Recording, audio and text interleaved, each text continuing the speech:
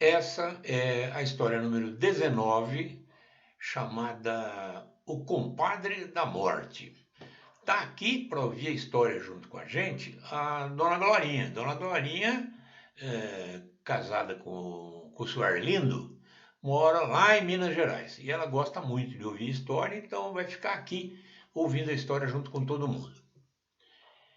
Diz que muitíssimo tempo atrás, numa vila, há muito tempo atrás mesmo, uma vila lá no estado do Rio Grande do Norte, um homem tinha muitos filhos, tantos filhos, que todo mundo que era amigo dele, o parente, já era padrinho ou madrinha de alguma criança, filho desse homem. E nasceu mais um menino, e ele não sabia quem é que podia ser padrinho ou madrinha, e saiu para procurar alguém, andou um pouco e encontrou a morte.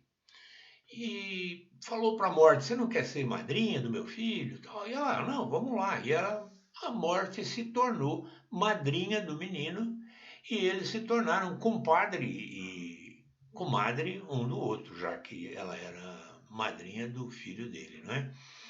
E ela então falou: Bom, é costume a madrinha dar um presente pro afilhado, pro menino, mas eu queria fazer uma coisa diferente. Em vez de eu dar um presente para o bebê, para a criança, eu quero dar um presente para você, que é o pai. E um presente muito bom, eu acho, que é tornar você, transformar você num homem muito rico. E ele falou: Tudo bem, não é? E como? Vamos fazer assim: a partir de amanhã, você vai dizer que é médico. Sempre que alguém chamar você porque tem um doente na casa, você vai lá e eu vou dizer uma coisa: você vai acertar sempre. E o homem falou: Mas como assim?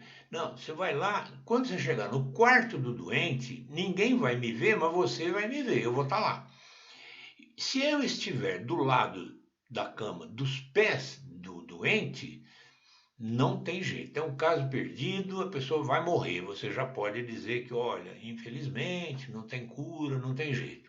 Se eu estiver do lado da cabeça do doente, perto ali da cama, do lado da cabeça do doente, você pode dizer que aquela pessoa vai se salvar. Mesmo que ela estivesse parecendo muito mal, você já pode dizer: Não, ela vai se salvar com o meu remédio. E você pode dar qualquer coisa para a pessoa, dizer que é remédio, até água. Ela vai se salvar. E como você vai acertar sempre, você vai ser um médico que não erra, que acerta sempre, se vai morrer, se não vai morrer, se vai viver, você vai ficar famoso e vai ganhar muito dinheiro, e é isso. Esse é o presente que eu quero te dar. E assim foi feito.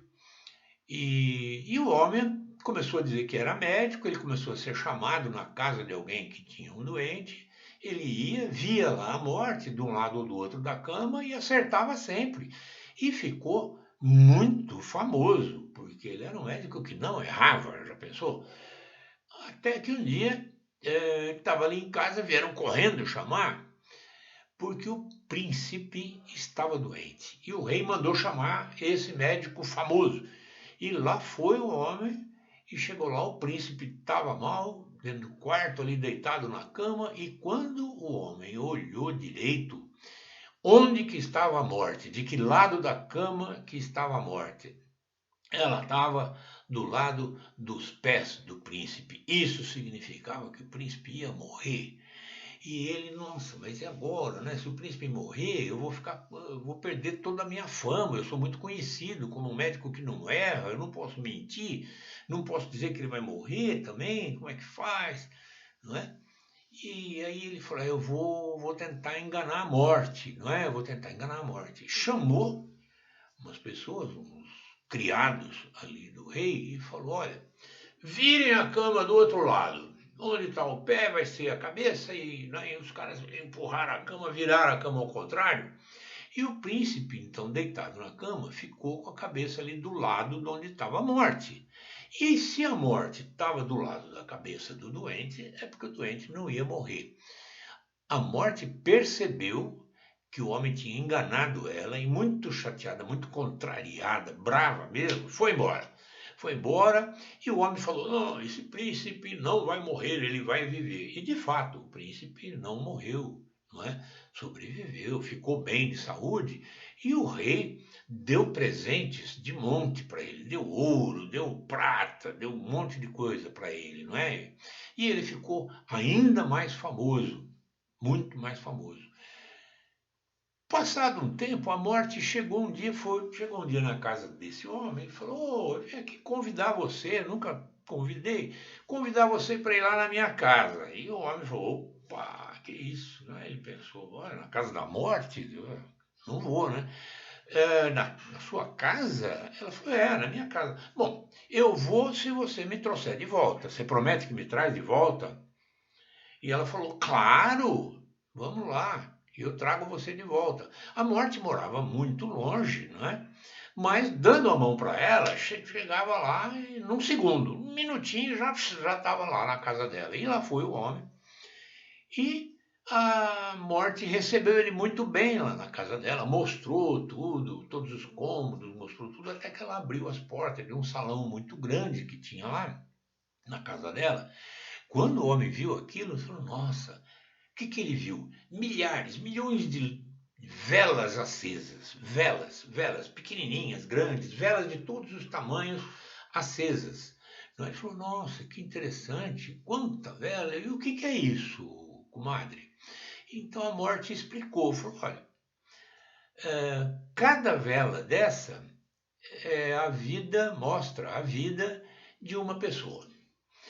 Se a vela da pessoa estiver bem grandona, uma vela muito grande, até que ela queima e acaba, vai passar muito tempo, isso significa que a pessoa vai viver muito. Mas as velas que já estão pequenininhas são pessoas que vão morrer logo. Isso aí é a vela que indica o tempo de vida de uma pessoa." E o homem falou: "Nossa, que interessante. Posso saber algumas pessoas?" "Claro, pode perguntar."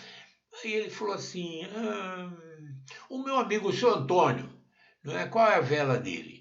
E a morte foi lá e falou: "Ah, é aquela ali, ó." Foi lá, a vela estava ainda pela metade, assim, né? E ele falou: "Ah, ele ainda vai viver um pouco, vai viver bastante." "É, não, o seu Antônio também, ele ainda vai longe um pouco, né?" E a dona Conceição, que é a minha vizinha, que eu gosto dela, né? Qual é a vela da dona Conceição?" Aí a morte foi lá e falou: "Olha, a vela da dona Conceição é aquela ali, ó." Uma velhinha assim, já tinha queimado quase tudo, faltava um pouco assim.